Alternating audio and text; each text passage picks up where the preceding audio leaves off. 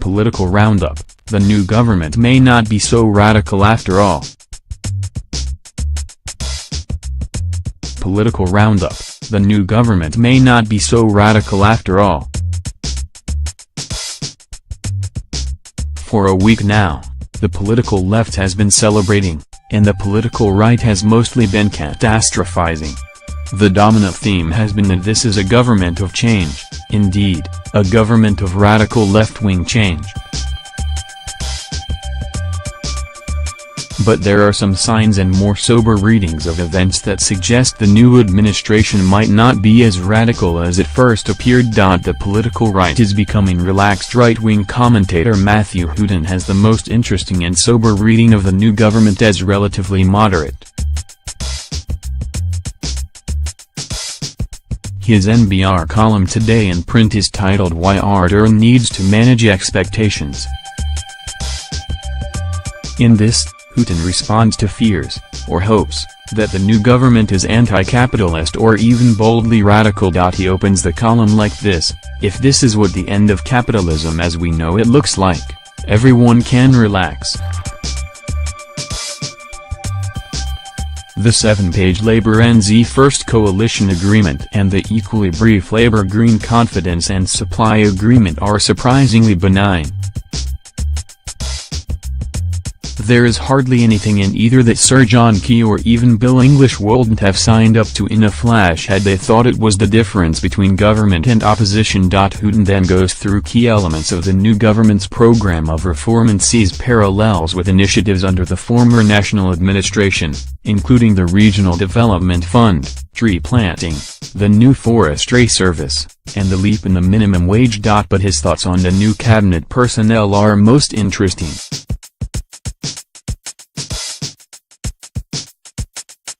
Here's Hooton on Ardern's two most powerful ministers. The finance minister, Mr. Robertson, is more the Wellington technocrat he became in the 2000s than the Otago student radical he pretended to be in the early 1990s.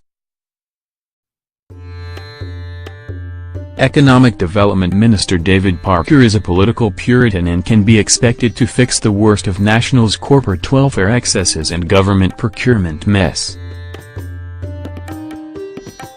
As Trade Minister, his views on modern international economic agreements like the TPP are entirely mainstream. And he makes similar observations about other ministers. Hooton even claims to be relaxed about the New Zealand First Leader, Mr. Peter's call for capitalism to have a human face is inherently conservative and not a call to nationalize the means of production, distribution, and exchange. And as to why so many radical statements are being made by people in the new government, it is perhaps because of the relative conservatism of her government's announced program and key personnel that the Prime Minister will have an ongoing need to throw some red meat rhetoric to her left over the weeks ahead.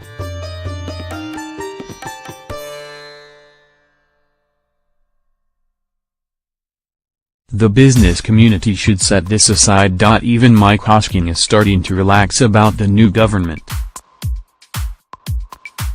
Initially the broadcaster struggled with the change of government. See, for example, Steve Kilgallen's How Mike Hosking Handled the Election Result. But now Hosking seems to have realized that the Labour-led coalition isn't going to live up to his worst fears.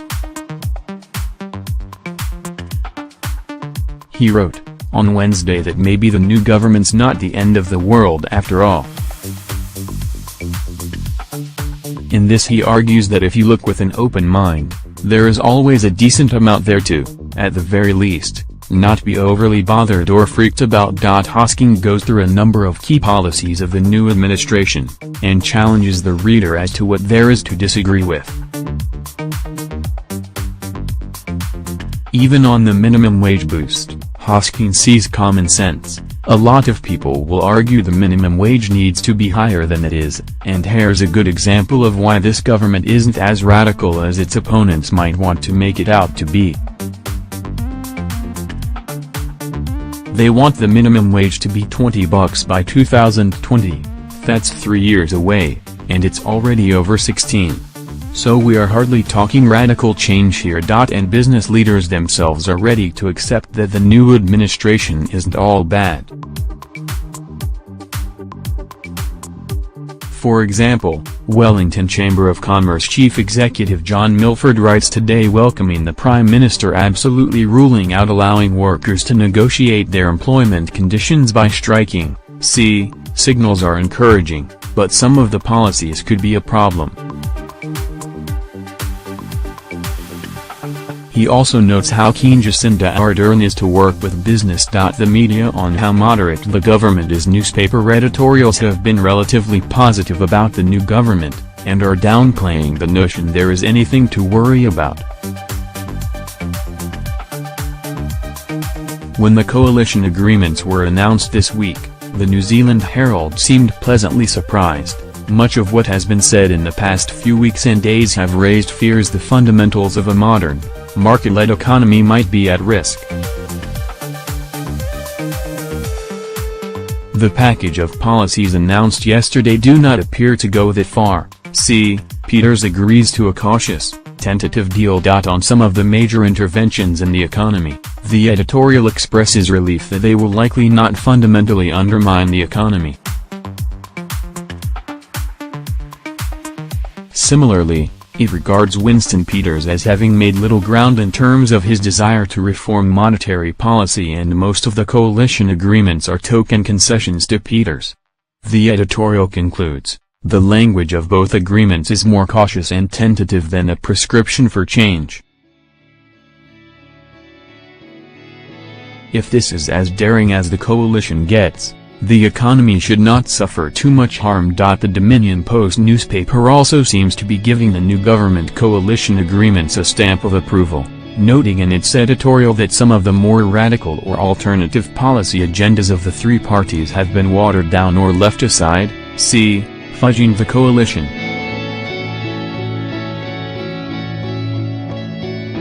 It concludes, the areas where it fudges, however, remain very important, and might simply lead to paralysis or cop-out. In reality, the coalition's plan is probably not radical. The latest Listener magazine is also somewhat surprised about the lack of boldness or real action promised by the new government, and says the public awaits more details on how Ardern and Peters intend redressing capitalism's shortcomings. PM Jacinda Ardern needs to assert her authority over NZ first, and fast. The magazine complains about the watering down of some key issues. In opposition, Labour talked a lot about child poverty and homelessness, creating expectations that it had new ideas for solving these long-standing and complex problems.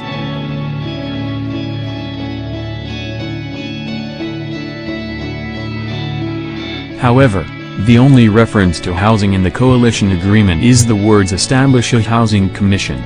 Children do not live in commissions.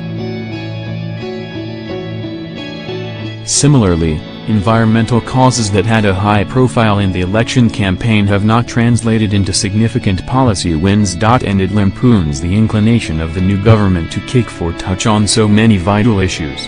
The government intends to commission a feasibility study on moving the ports of Auckland, recognize the potential for aquaculture, examine agricultural debt, re-examine the defense capability plan, investigate growing Quebec and a volunteer rural constabulary, review the processes of Parliament, hold a full-scale review into power prices, and hold a public inquiry on local government costs. Modifying the status quo, but we may have to wait and see whether the new Labour-led administration is going to be one of radical reform.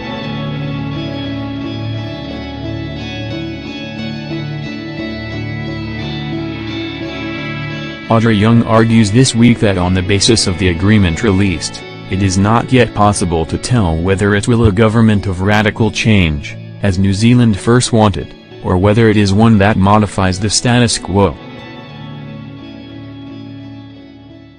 That will become apparent in May next year when Grant Robertson delivers his first budget with the plans to implement the gains. Radical change or modified status quo? Similarly, Tim Murphy argues that despite some of the rhetoric from Winston Peters, his party hasn't really won any great boldness of policy in its coalition agreement with Labour, and so NZ First's effect on this government will be a modifying rather than revolutionizing one. Searching for Winston's legacy. Furthermore, Since Peters has chosen to be foreign minister, it seems unlikely he will be able to play any role as a radical reformer in this government.